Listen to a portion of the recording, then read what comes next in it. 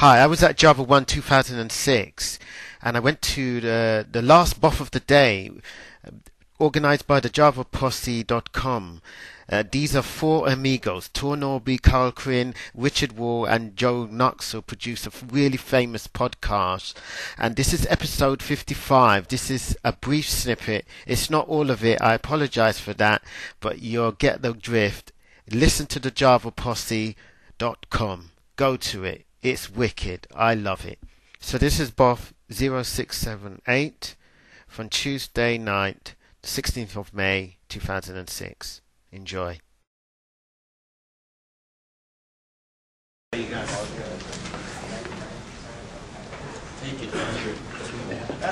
you both go? It's fine, I just sat there. All right, okay. We have audio. Woo! Woo! We don't have a speaker, but we have audio, so good enough. So, Can you guys hear us in the back? Yeah. Okay. We'll come shout. This thing and pass the time. We have that one. If you do that, it's going to be way too loud. Oh, you got it all. Yeah, man. How about we put it over here so that we can all stand out here and then. This is the world famous JavaPosse. And I've got 28 minutes of battery life. Okay. Anybody ask a question? You ask it loud. Where's the beer? Yeah, except that one. All right. Okay. So, What was the reason? We'll explain that. From a coworker just now at 10:25 saying this is actually the top story on info. Wow, okay, For week yeah, for info world. Right now, on the web. So I guess someone picked up, ooh, here's the potential. We can pit Microsoft against Sun. This always sells. Mythology. And it's an opportunity for, basically for Sun/Java program to come, or Java platform to come in and say, hey, all you guys who are now pissed at Microsoft, here's a chance to move. And we designed and built Creator to appeal to the muscle memory of the Visual Basic folks. But Java's hard for a lot of those people, and what we really wanted to do was a Visual Basic thing. So after we got Creator 1 out and Creator 2 out, there's sort of a skunkworks team that got to work on the real thing. So let me clarify. So, by the way, this guy has been like totally lying to you for a whole year. Yeah. Although it's not interested to do with Creator, it's just a big sham. Beer. No,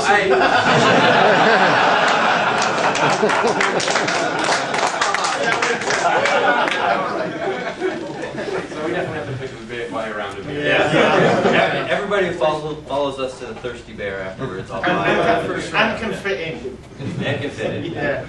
So, Thirsty Bear's a bigger room. so let's clarify something. So even though the demo today was showing Visual Basic in Creator, this is not necessarily a Creator tool. In fact, we have all kinds of other stuff to show you when you come to our talk on Thursday. Please come. It'll be really embarrassing if we have an empty room. It's Thursday at 9:45, and we have some really cool stuff to show. In fact, we did a trial talk Friday night that I think was pretty well received. I know I saw Alexis, right? Okay. It was worth the time, right? He's hiding. So I think the keynote demo, you had 3 minutes. You kind of have to show something. It doesn't really get the point across. That I was just talking to someone else. They said, "Well, why are you doing Basic? Ew! Can't you do Ruby? Ruby is really hot, right? Why should we should do Ruby for the VM? Numbers. Someone's already doing that. Numbers. Now, Numbers. well, numbers is one thing, but the thing about Ruby is it's a very, very pure object-oriented language, right? And that's great, but that's not who we're looking for. There's this mass of developers who, they're not computer scientists. They don't want to know what a hash map is. They don't want to understand why you have to, why string and an integer are different types and they have to convert from one to the other. In the keynote demo, they have a text field and they want to add something to that number in that text field. That is the level they want to work at, and that's really what this is meant to address. It's, Java is great. It has static typing, it does all kinds of great things, but for a lot of apps, it might be, it doesn't really appeal to a bunch of programmers that we do want on the platform. We want them to use our I components. just got a really good question from the audience. Oh, I'm I sorry. think maybe you should say I it was a just little louder. All right, Tor, do we really want those people writing code? I have a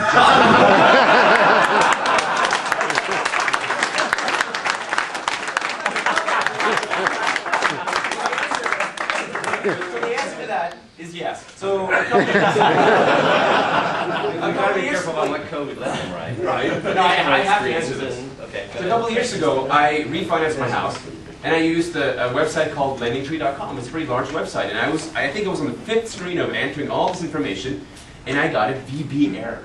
Oh, dude, And I was thinking, that system. I can't believe they implemented this large website in VB. But then I think a lot of apps happen that way. It's so easy to get started, and then they show it to the boss. And what do your bosses tell you when you have a prototype working? Ship it! Ship it! Right? And that's what happens. We'll just put a bigger server, and all of a sudden, even though you're a Java programmer, you could have done this much more efficiently. If you had those guys doing the front end in VB, and it was working, and it was interoperating really well with your Java code. You could call directly into it, the way we showed in the keynote today, right? Just reusing your components that you wrote. That's a better story than them doing this on the Microsoft platform, and you don't even really have it running. So I think that's why this is important, is that there are programmers who want to do this. We want to make it easier to crank out applications really fast. And I think a big theme for JavaONE this year is having multiple languages on the VM. So there's I think the PHP people and the JRuby people, and there's probably some Python people. They're all showing their stuff this year, and I think it's finally starting to really work. So just please come to the talk. We're going to show you, for example, what great performance we get, because since we are not interpreting BASIC, we're compiling down to bytecode. We get hotspot. We can run find bugs on this stuff, because find bugs works on class files. So it actually finds bugs in your VB code. So it's a really compelling story. So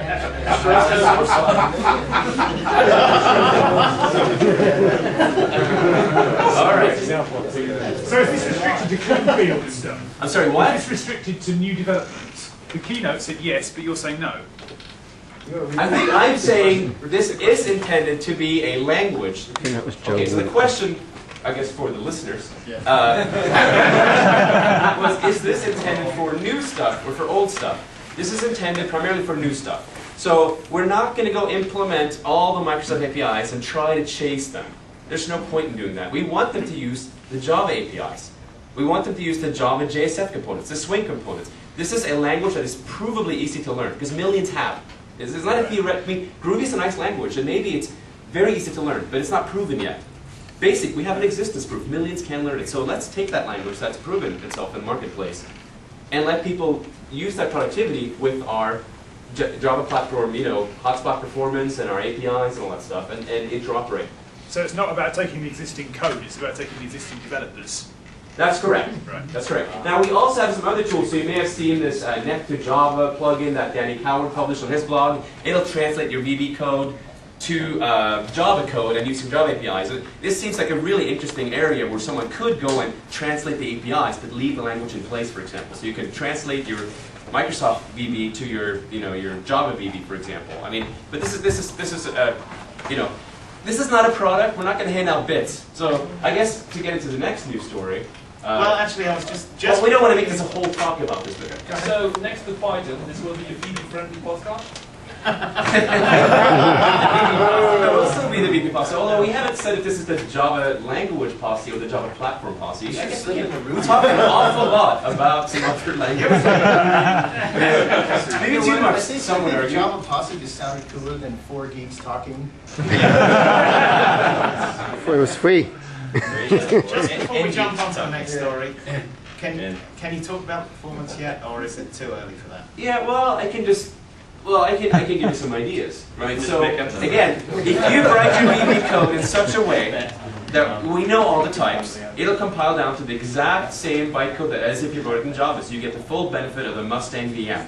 So we have some benchmarks where the code runs significantly faster than equivalently compiled VB code with Studio Compiler. So performance is good and productivity is good. I think it's a very compelling project, but that's what it is at this point. It's a project, and we're looking for customer feedback. If customers are screaming for this, we'll put more people on it, or put better people on it, or something.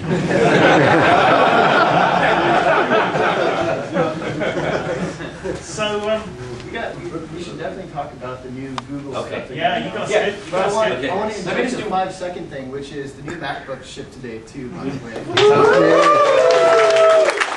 All right. I had everything to do with that.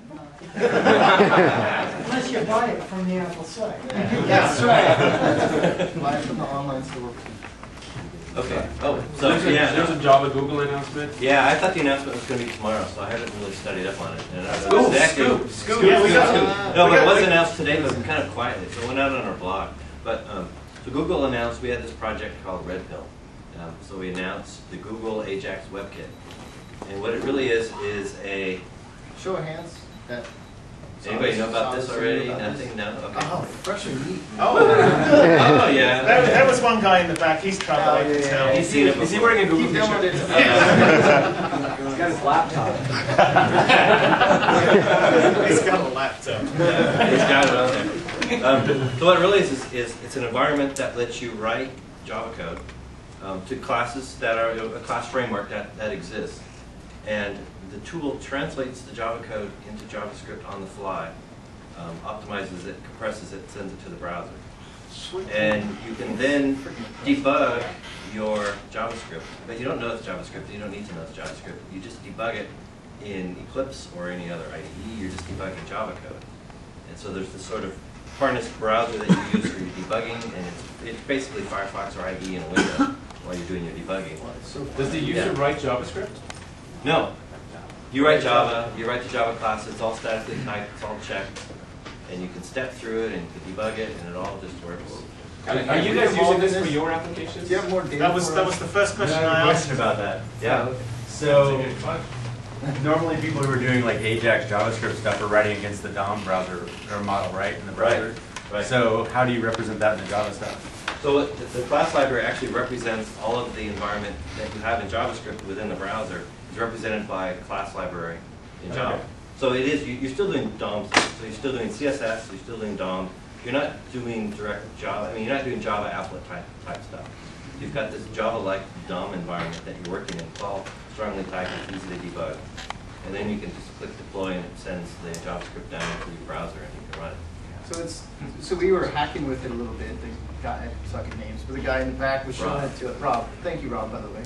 Was showing it to us, and we hacked a little bit to try to figure out how it worked. And there's some really cool stuff in there. Like if you have an event handler on a JavaScript event, you can put a breakpoint in Eclipse on that JavaScript line, and you can click the button in the browser. And in this case, it's the early version is tied into IE because it uses JNI hooks into the actual ECMAScript engine running inside of IE. So you click on the button is still depressed, and your breakpoint pops up in Eclipse, and you can step.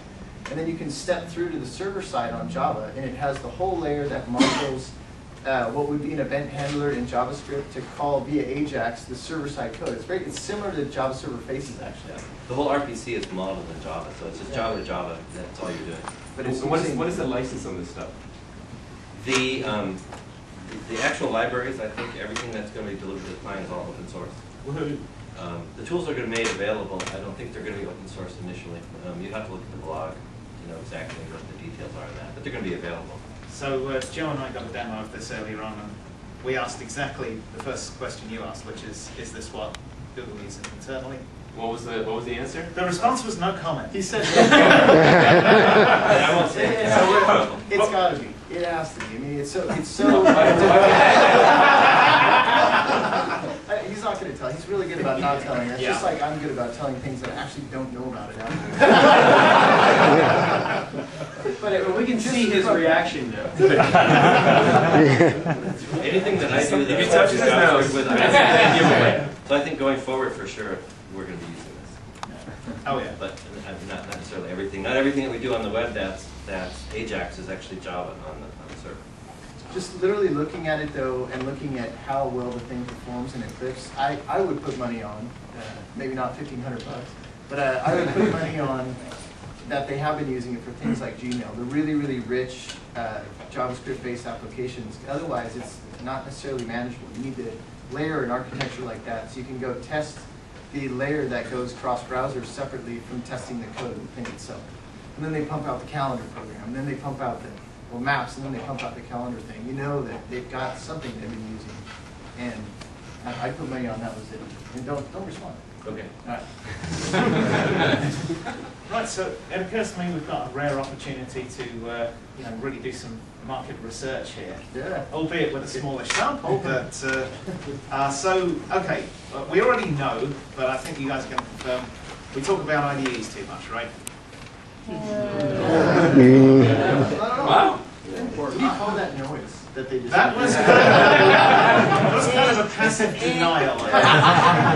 So we talked about